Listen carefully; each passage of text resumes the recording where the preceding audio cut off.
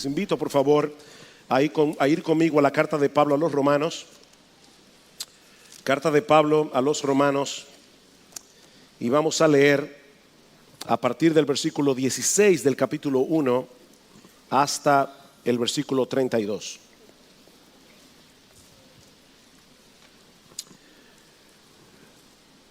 Porque no me avergüenzo del Evangelio, porque es poder de Dios para salvación a todo aquel que cree, al judío primeramente y también al griego.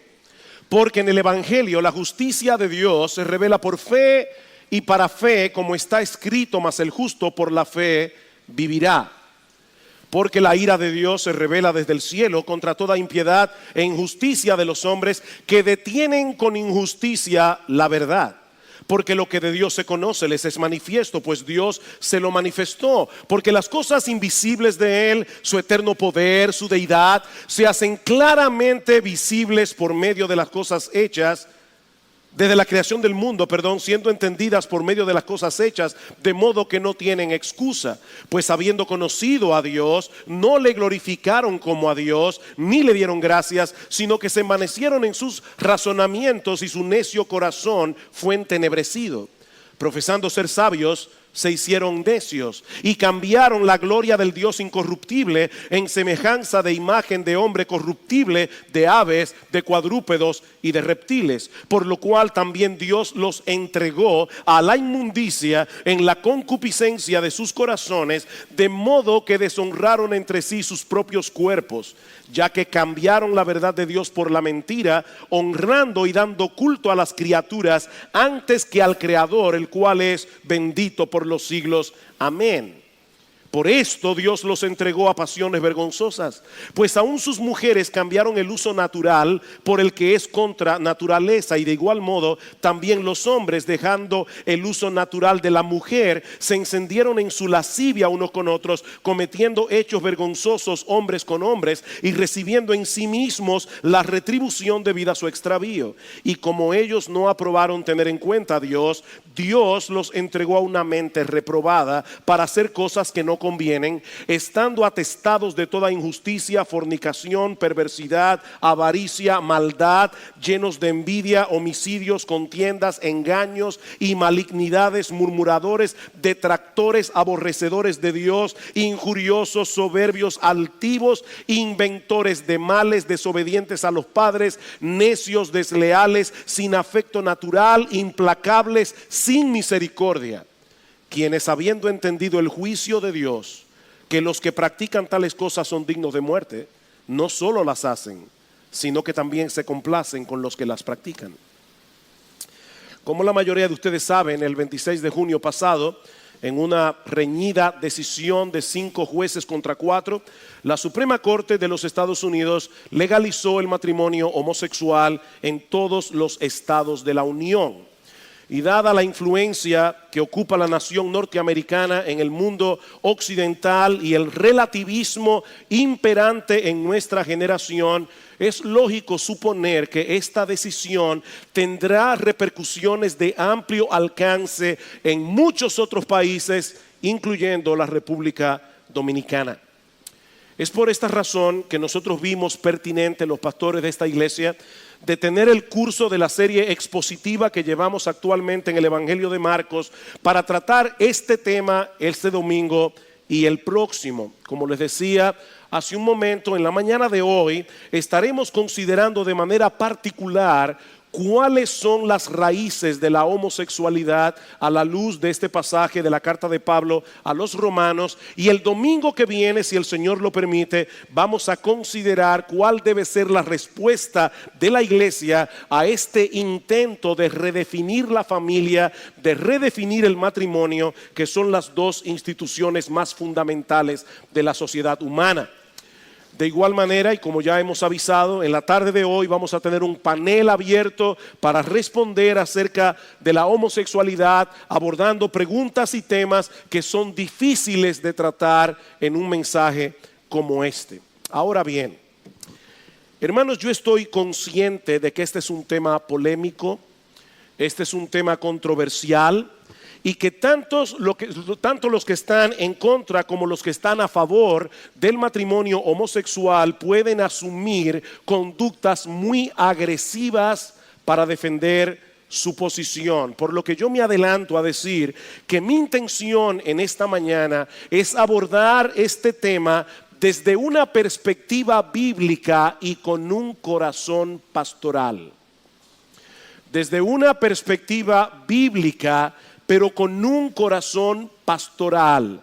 En otras palabras, nosotros queremos ser fieles a la enseñanza de las Escrituras con respecto a este tema, pero al mismo tiempo queremos ser sensibles a todos aquellos que están luchando con las consecuencias de asumir cierto estilo de vida e instruir a los creyentes para que podamos dar una respuesta que sea apropiada, no solo en el fondo, sino también en la forma.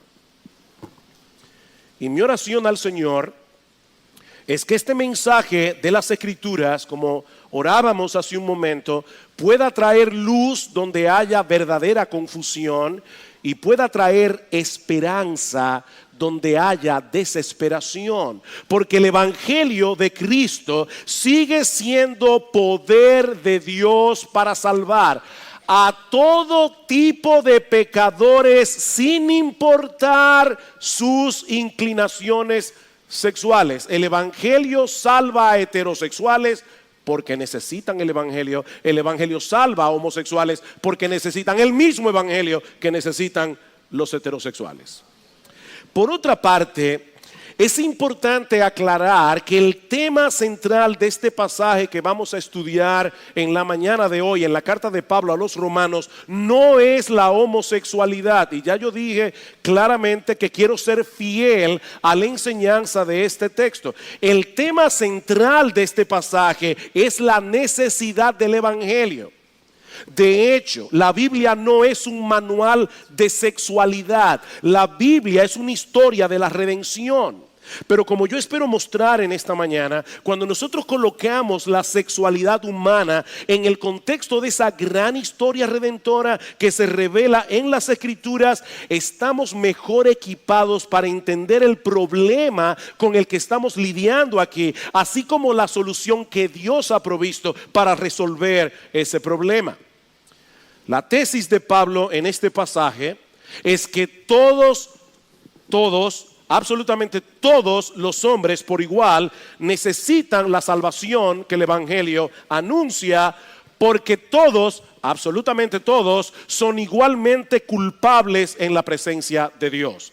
Así que la buena noticia del Evangelio comienza con una noticia muy mala. Y de hecho no podemos entender la buena noticia del Evangelio si no entendemos primero la mala, que es lo que Pablo pasa a explicarnos aquí a través del versículo 18.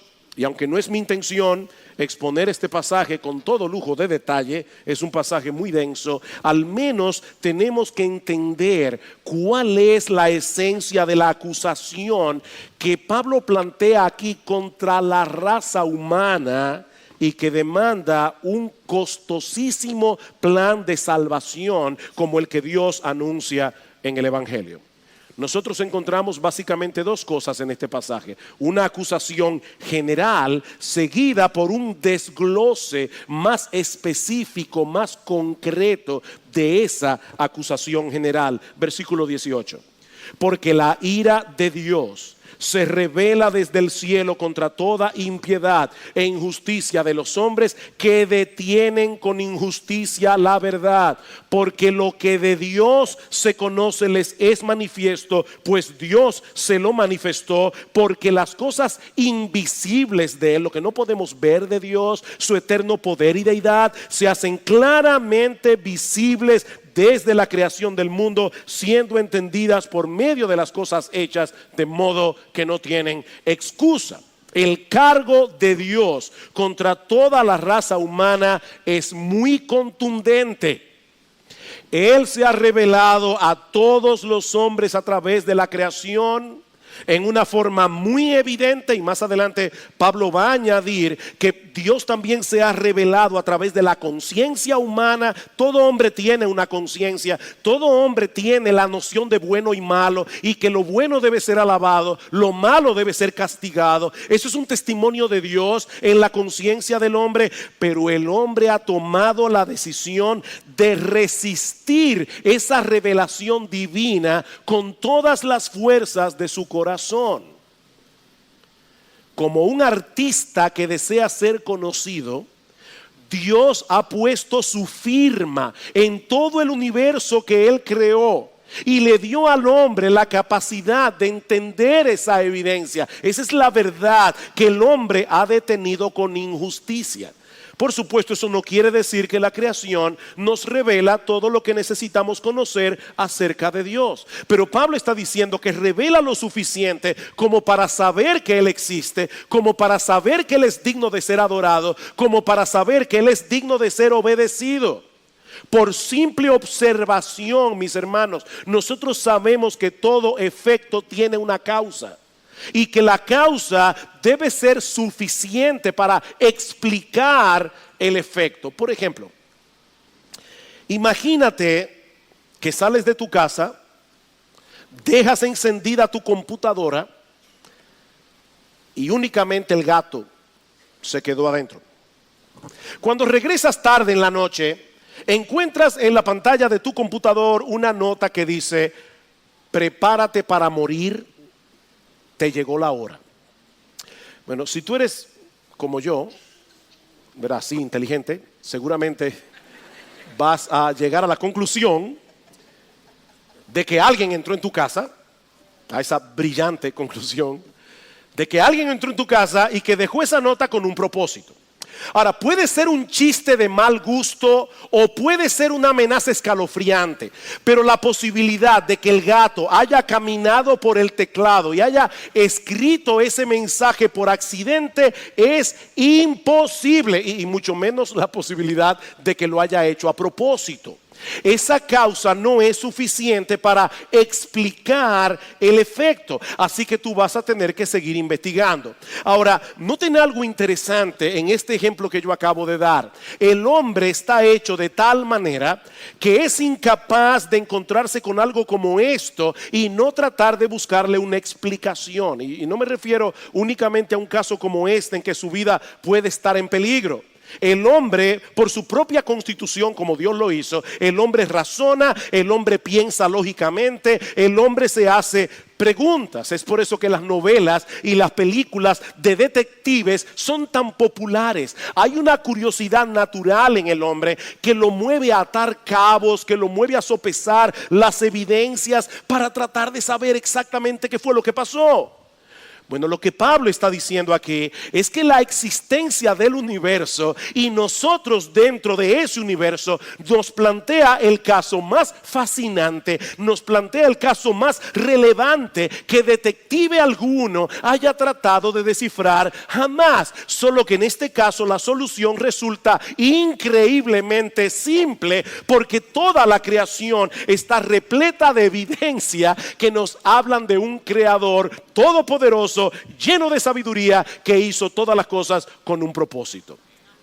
Eso es tan claro, dice Pablo, que el hombre que no se postra ante Dios en adoración y con un corazón agradecido queda sin excusa, dice en el versículo 21, literalmente queda sin apología para defender su caso cuando tenga que presentarse delante de él en el día del juicio. El hombre sabe que hay un Dios, dice Pablo, pero pretende vivir como si no lo supiera. Noten el versículo 21. Pues habiendo conocido a Dios, no le glorificaron como a Dios, ni le dieron gracias, sino que se envanecieron en sus razonamientos y su necio corazón fue entenebrecido. Él sabe que hay un Dios, pero él pretende vivir como si él no lo supiera. Esa es en esencia la acusación de Pablo contra toda la raza humana. El hombre padece de una pecaminosa e inexcusable deshonestidad intelectual. Hay un reputado profesor de leyes y filosofía llamado Jay Budziszewski. No traten de aprenderse el nombre. Hay que repetirlo un rato para aprenderlo. Es profesor universitario de filosofía y de leyes. Budziszewski durante un tiempo fue ateo, pero finalmente llegó a la conclusión de que su problema era básicamente el autoengaño. Y ahora escuchen lo que dice él. El autoengaño, dice Budziszewski, significa hacerse el tonto. Significa pretender que no sabemos lo que en realidad sí sabemos. Jugar a que desconocemos lo que en realidad conocemos. Lo que estoy insinuando es que los seres humanos jugamos con Dios. Nos mentimos. Y una de las cosas acerca de las cuales nos mentimos es sobre nuestro conocimiento de la realidad de Dios. Y aquí él cita el Salmo 14, donde el salmista comienza diciendo: dice el necio en su corazón, no hay Dios. Y continúa diciendo el salmista: no le llama necio al hombre por pensar que no hay Dios, sino más bien por decirse a sí mismo que no hay Dios, aunque en lo profundo de su mente él sabe que no es así. Hay un Dios y él lo sabe, pero él se dice a su corazón, él pretende vivir de cierta manera. Esa es la acusación de Pablo en Romanos capítulo 1. El hombre sabe que existe Dios, pero pretende vivir como si él no supiera eso. Y por supuesto, nadie puede pretender tal cosa sin sufrir la consecuencia. Imagínate lo que sucedería con una persona que de repente decide pretender que los carros no existen. Y él va por la calle y él cruza porque él dice no existen. Ya ustedes se imaginan lo que va a pasar. El hombre pretende vivir como si no tuviera que tomar en cuenta a Dios. Y ahora Pablo quiere mostrarnos de manera más específica, de manera más concreta, cómo esto se manifiesta en la realidad, en la práctica, a través de 3 intercambios íntimamente relacionados entre sí. En primer lugar, el hombre, dice Pablo, decidió cambiar la gloria de Dios por la vanagloria de las criaturas. Versículo 21. Pues habiendo conocido a Dios, no le glorificaron como a Dios, ni le dieron gracias, sino que se envanecieron en sus razonamientos y su necio corazón fue entenebrecido. Profesando ser sabios, se hicieron necios y cambiaron. Aquí está el primer intercambio. Cambiaron la gloria del Dios incorruptible en semejanza de imagen de hombre corruptible, de aves, de cuadrúpedos y de reptiles. Alguien decía que el ser humano es un religioso incurable. Como fuimos creados originalmente para adorar a Dios y encontrar en Él nuestra seguridad y nuestra satisfacción, el hombre no puede desechar a Dios sin caer en la idolatría. Eso es imposible. Y debo aclarar, porque somos personas muy sofisticadas del siglo XXI, que cuando hablamos de idolatría no podemos pensar únicamente en un adorador de imágenes. Todo aquello en lo que ponemos nuestra confianza, en lo que buscamos nuestra identidad, nuestra seguridad, que no sea Dios, ese es nuestro ídolo. Es aquello en lo que nos refugiamos en momentos de dificultad, o como dice Timothy Keller, son aquellas cosas con las que contamos para hacer nuestras vidas significativas. Son aquellas cosas de las cuales decimos, yo necesito eso para ser feliz, o si yo no tengo eso, mi vida no vale nada ni significa nada. Eso es un ídolo. El hombre busca desesperadamente en las cosas creadas lo que solo puede encontrar en el Creador, y por eso experimenta una profunda insatisfacción, no importa su inclinación sexual.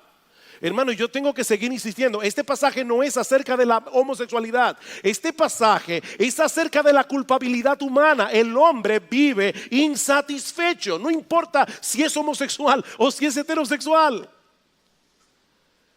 C.S. Lewis decía que la historia de la humanidad es una terrible y larga historia del hombre tratando de encontrar algo que no sea Dios, pero que le haga feliz.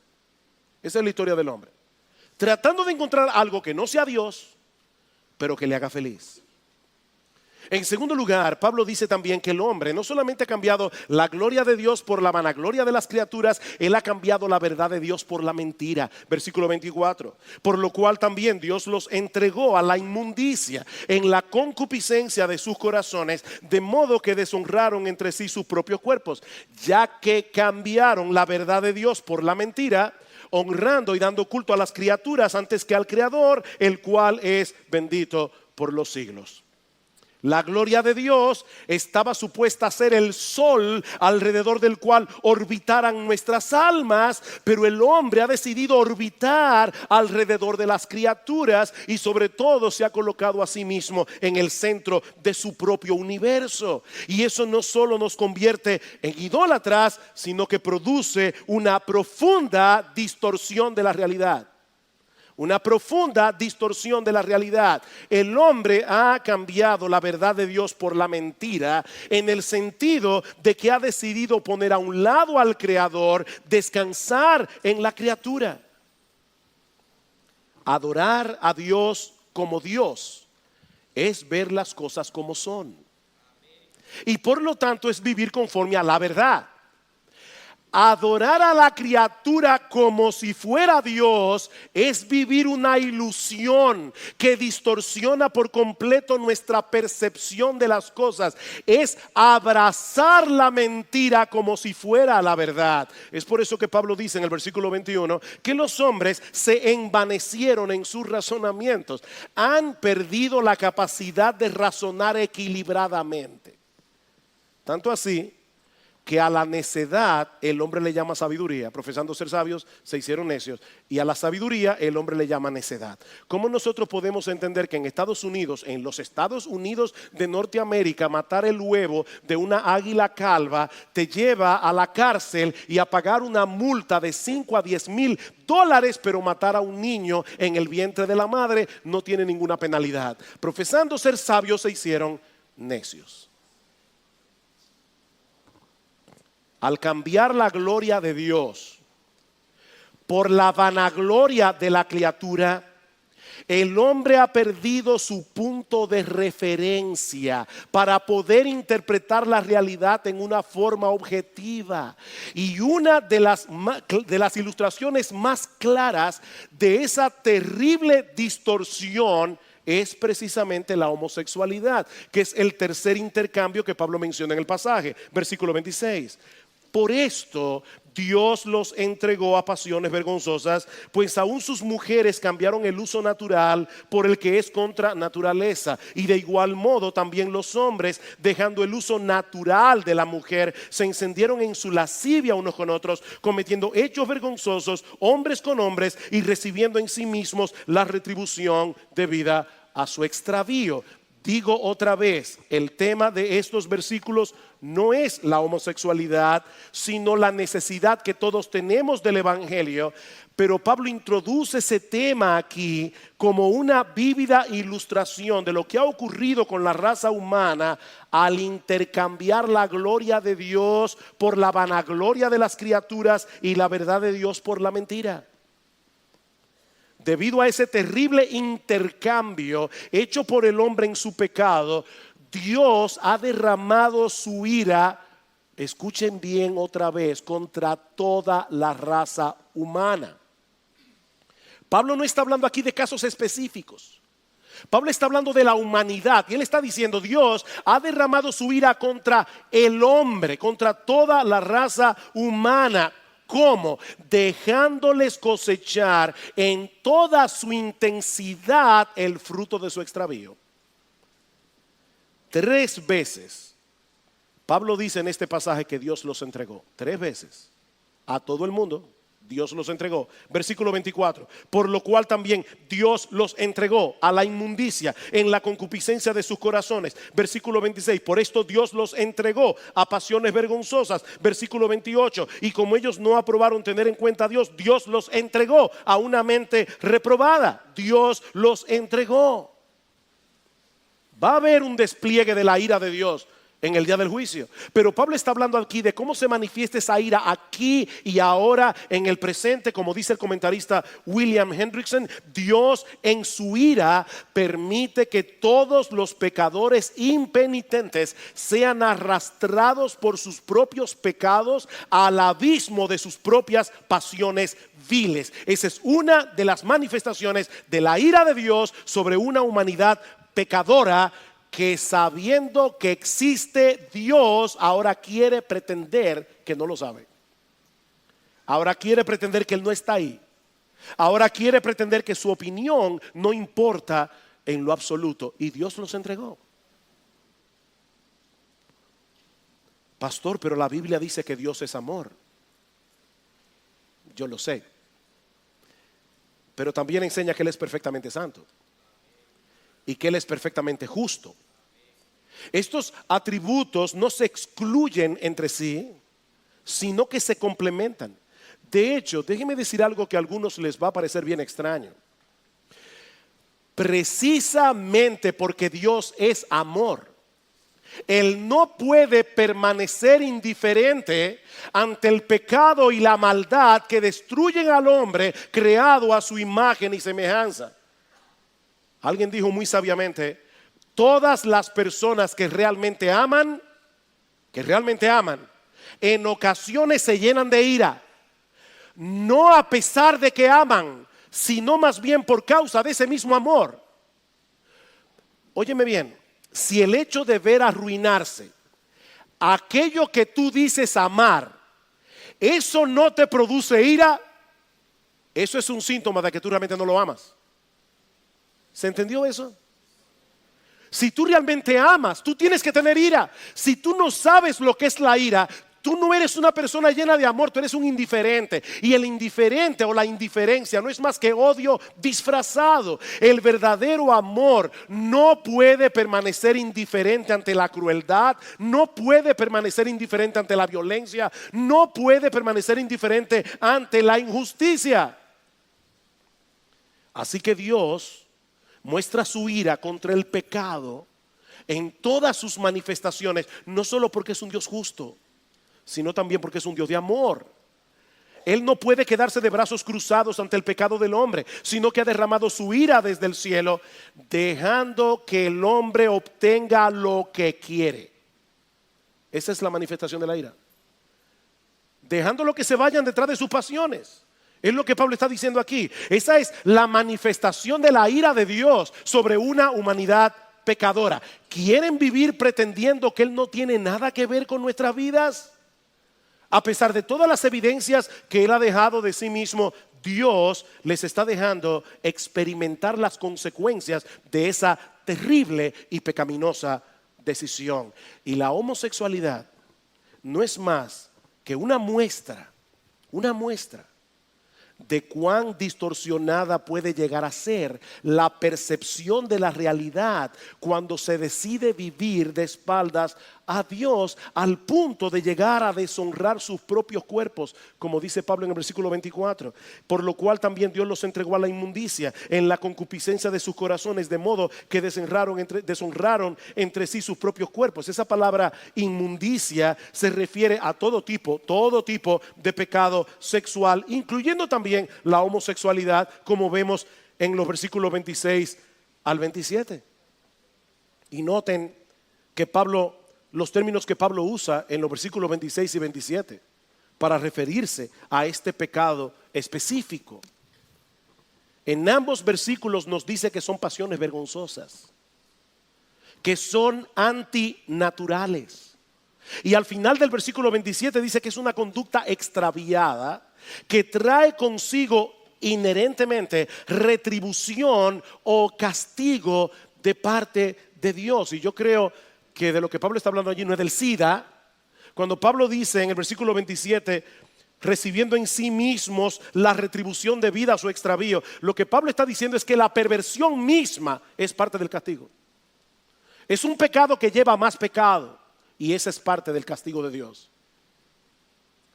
Pero yo sé que estas palabras son fuertes, pero hermanos, eso está en la Biblia. Esa es la opinión de Dios revelada en las Escrituras. La conducta homosexual es una violación al orden establecido por Dios cuando Él hizo al hombre para la mujer y a la mujer para el hombre. Es en ese sentido que Pablo está usando aquí la expresión contra naturaleza. Y nosotros sabemos, yo he tratado con muchos homosexuales o con varios homosexuales a lo largo de mi ministerio. Yo sé que muchos perciben como natural sus inclinaciones homosexuales y que algunos piensan incluso que han nacido así. Pero quiero decir esto con todo cuidado. No son nuestros deseos, por más fuertes que sean, los que definen nuestra naturaleza. Es el propósito de Dios en la creación del hombre y de la mujer. El problema es que el pecado ha distorsionado tanto la personalidad humana que ahora deseamos cosas que no deberíamos desear. Y aclaro, este es un mal que nos afecta a todos, homosexuales y heterosexuales. A todos. El deseo de un hombre casado por otra mujer que no sea su esposa no hace legítima la poligamia. Porque no son nuestros deseos lo que definen lo que está bien y lo que está mal, y mucho menos cuáles deben ser nuestros derechos civiles. No son nuestros deseos lo que definen eso. De manera que la práctica homosexual es un pecado. Independientemente de lo fuerte que pueda ser la inclinación de aquel que lo practica, porque violenta el diseño de Dios para la sexualidad y para el matrimonio. Dios diseñó el matrimonio para que un hombre y una mujer pudieran unirse y llegar a ser una sola carne. ¿Saben para qué?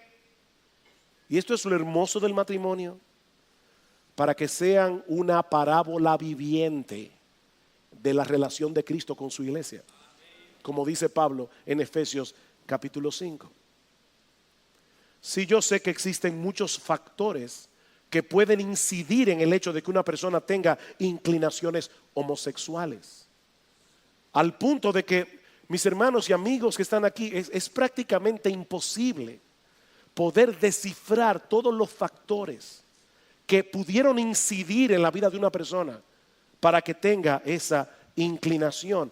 Pero lo que Pablo enseña en este pasaje es que toda condición pecaminosa, no únicamente la homosexualidad, toda condición pecaminosa no es más que una manifestación de esa decisión que ha tomado el hombre en su pecado de detener con injusticia la verdad. Y de hecho, noten, hermanos, y aquí hablo a los creyentes, que la homosexualidad no es el único pecado que se condena en este pasaje como fruto de esa fatal decisión tomada por el hombre. Escuchen lo que dice Pablo en el versículo 28: como ellos no aprobaron tener en cuenta a Dios, Dios los entregó a una mente reprobada para hacer cosas, en sentido general, cosas que no convienen, estando atestados de toda injusticia, fornicación, perversidad, avaricia, maldad, llenos de envidia, homicidios, contiendas, engaños, malignidades, murmuradores o chismosos, detractores, aborrecedores de Dios, injuriosos, soberbios, altivos, inventores de males, desobedientes a los padres, necios, desleales, sin afecto natural, implacables, sin misericordia. Ustedes se dieron cuenta cómo Pablo mezcla en este pasaje pecados tan escandalosos como el homicidio y la fornicación con otros pecados que a muchos no les parece tan terrible, como la envidia, como el chisme, la murmuración. ¿Saben cuál es la intención de Pablo aquí? Pablo quiere que entendamos que todos hemos sido afectados por esos dos intercambios primeros que mencionamos anteriormente, incluyendo los moralistas y religiosos. De hecho, a partir del capítulo 2, Pablo va a comenzar a hablarle a los moralistas. Y le dice: por si acaso no pienses que tú también estás exento. Y al final termina diciendo todos estamos bajo pecado. Romanos capítulo 3 versículo 9 al 10. No hay justo ni aun uno, no hay quien busque a Dios, no hay quien entienda. Homosexuales y heterosexuales, todos somos igualmente culpables, porque todos hemos cambiado la gloria de Dios por la vanagloria de las criaturas. Todos hemos cambiado la verdad de Dios por la mentira. Unos lo manifiestan de un modo, otros de otro, pero todos hemos detenido con injusticia la verdad y todos tendremos que dar cuenta por esto algún día en el tribunal de Dios. Pero es aquí precisamente donde entra el juego el glorioso evangelio de nuestro Señor Jesucristo. Todo lo que Pablo está diciendo aquí, todo lo que Pablo está diciendo es para poner en contexto la sorprendente y extraordinaria noticia de que Dios diseñó un plan de salvación con el propósito de salvar a todo tipo de pecadores independientemente de sus inclinaciones sexuales. Versículo 16, porque no me avergüenzo del evangelio, porque es poder de Dios para salvación. ¿A quiénes? A todo aquel que cree, al judío primeramente y también al griego, porque en el evangelio la justicia de Dios se revela por fe y para fe, como está escrito, mas el justo por la fe vivirá. Pablo, ¿y por qué nosotros necesitamos esa gloriosa noticia del evangelio? ¿Por qué necesitamos esa salvación que el evangelio anuncia? Porque la ira de Dios se revela desde el cielo contra toda impiedad e injusticia de los hombres que detienen con injusticia la verdad. La palabra evangelio significa buena noticia. Pero esta buena noticia solo tiene sentido en el contexto de la mala noticia que hemos estado presentando hoy aquí. El hombre ha pecado gravemente contra Dios. El hombre ha detenido con injusticia la verdad. Habiendo conocido a Dios, él ha decidido pretender que Dios no está allí, que no hay que tomarlo en cuenta. Y eso ha traído como consecuencia un montón de conductas pecaminosas y distorsionadas. Pero ahora escuchen lo que hizo Dios para resolver ese problema. Romanos capítulo 3, versículo 21. Pero ahora, aparte de la ley, se ha manifestado la justicia de Dios, testificada por la ley y por los profetas, la justicia de Dios por medio de la fe en Jesucristo para todos los que creen en Él, porque no hay diferencia, por cuanto todos pecaron, todos, y están destituidos de la gloria de Dios, siendo justificados gratuitamente por su gracia mediante la redención que es en Cristo Jesús, a quien Dios puso como propiciación, es decir, como aquel que recibe todo el peso de la ira de Dios que el pecado merece, a quien Dios puso como propiciación por medio de la fe en su sangre, para manifestar su justicia a causa de haber pasado por alto en su paciencia los pecados pasados, con la mira de manifestar en este tiempo su justicia, a fin de que Él sea el justo y el que justifica al que es de la fe de Jesús. Este es un pasaje teológicamente muy denso, en palabras muy sencillas. Lo que Pablo está diciendo aquí es que Dios envió a su Hijo al mundo, nuestro Señor Jesucristo, la segunda persona de la Trinidad, para derramar sobre Él la ira justa que merecen nuestros pecados, para así poder justificar a todo el que ponga su confianza únicamente en Él, sin pasar por alto así su justicia. Todos los pecados enumerados en Romanos 1, todos, incluyendo la homosexualidad, incluyendo el lesbianismo, pero incluyendo también a los odiosos, a los necios, a los desleales, a los moralistas hipócritas, a los religiosos hipócritas, a los desobedientes a los padres, a los inventores de males, a todos los que se enumeran en la lista de Romanos 1, todos serán perdonados si ponen su fe en el Señor Jesucristo. ¿Saben por qué? ¿Saben por qué? Porque Dios derramó sobre Él en la cruz del Calvario el castigo justo que merece cada uno de esos pecados. De esa manera Él sigue siendo justo, porque Él no dejó el pecado sin castigo. Él sigue siendo justo y es al mismo tiempo el que justifica al que es de la fe de Jesús. Ese es el mensaje del Evangelio. Que aquel que no conoció pecado, por nosotros fue hecho pecado, para que nosotros fuésemos hechos justicia de Dios en él.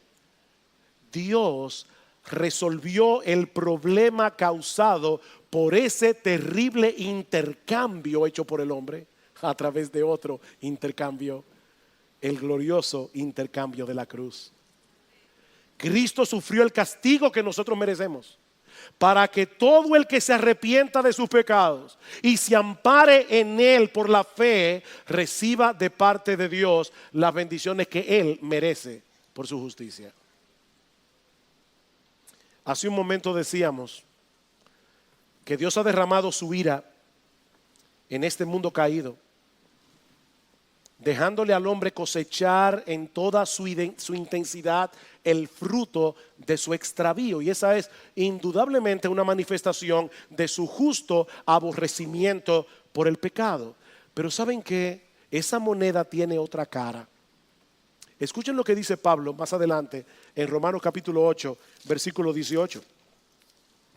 Pues tengo por cierto que las aflicciones del tiempo presente no son comparables con la gloria venidera que en nosotros ha de manifestarse, porque el anhelo ardiente de la creación es el aguardar la manifestación de los hijos de Dios, porque la creación fue sujetada a vanidad, a futilidad, a lo que no sirve, a la frustración, no por su propia voluntad, sino por causa del que la sujetó, en esperanza, porque también la creación misma será libertada de la esclavitud de corrupción a la libertad gloriosa de los hijos de Dios. ¿Saben lo que Pablo está diciendo aquí? Que toda la frustración que nosotros experimentamos al vivir en este mundo caído tiene la intención de despertarnos a la realidad de lo horroroso que es cambiar la gloria de Dios por la vanagloria de la criatura, con el fin de que muchos puedan volverse de su pecado, poniendo su fe en el Señor Jesucristo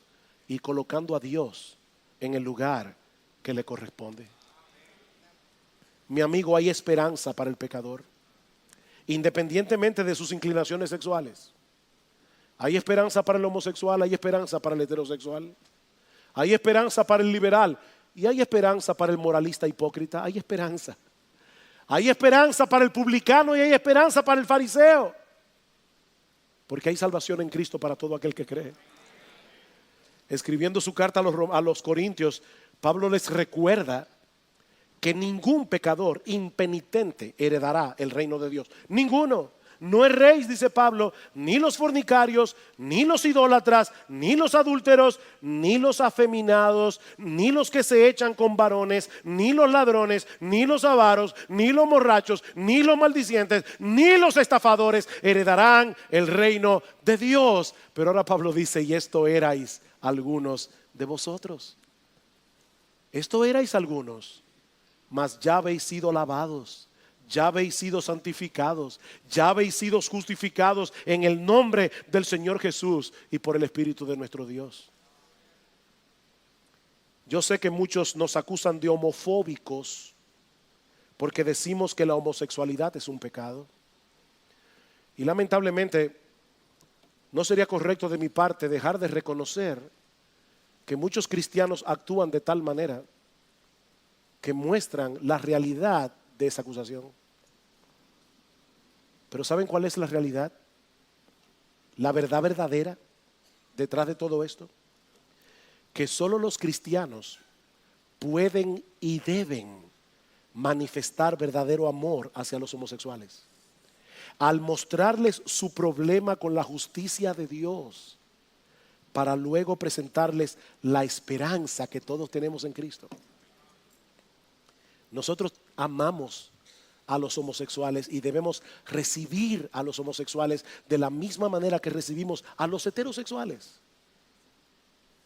Queridos hermanos, no perdamos el foco en medio de este debate que se ha levantado en torno al matrimonio homosexual. Sí, nosotros queremos hablar donde quiera que el Señor nos dé la oportunidad de hacerlo y presentar la verdad acerca de la sexualidad humana y acerca del matrimonio en cualquier plataforma en la que nosotros podamos hacerlo. Pero nunca olviden que nuestra misión principal en el mundo es predicar el evangelio de Jesucristo, proclamando a los pecadores de todo tipo, homosexuales y heterosexuales, que hay perdón y vida eterna para todo aquel que cree. Me encanta como dice John Piper: Dios no nos ha llamado a ganar las elecciones, sino a ganar almas, corazones y mentes. Él no nos ha llamado a controlar el Congreso, sino a predicar el evangelio. Él no nos ha llamado a vivir seguros, sino a decir la verdad. Él no nos ha llamado a evitar el conflicto, sino a amar a todos. Así que habla la verdad en amor, confía tu causa a Dios y mantén la gloria de Dios en el centro de tu alma, de modo que todos los planetas de tus pasiones giren en su órbita adecuada. Si nos abren la puerta del Congreso, vamos a ir al Congreso. Y gracias al Señor que ya pasó este martes pasado. Y seguiremos hablando y seguiremos yendo siempre que nos abran la puerta. Pero hermanos míos amados, el día que nos cierren la puerta del Congreso, el día que cambien las leyes, Jesucristo sigue siendo Dios. Dios sigue sentado en su trono. El evangelio sigue siendo poder de Dios para salvación. Y nosotros tenemos que seguir predicándolo, aunque la cultura a nuestro alrededor esté absolutamente en contra nuestra.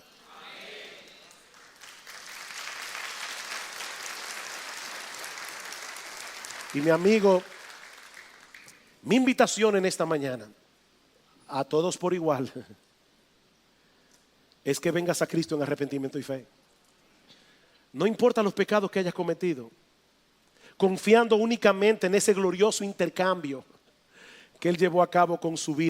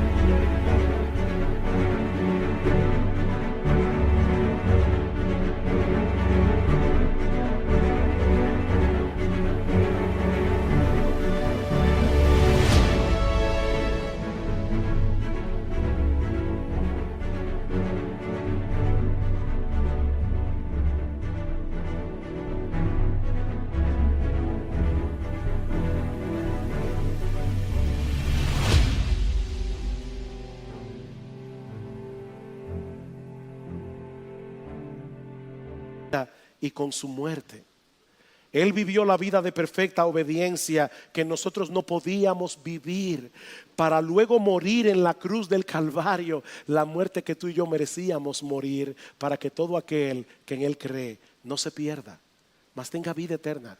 Dios salva y Dios transforma por el poder del Evangelio, únicamente por gracia, por medio de la fe.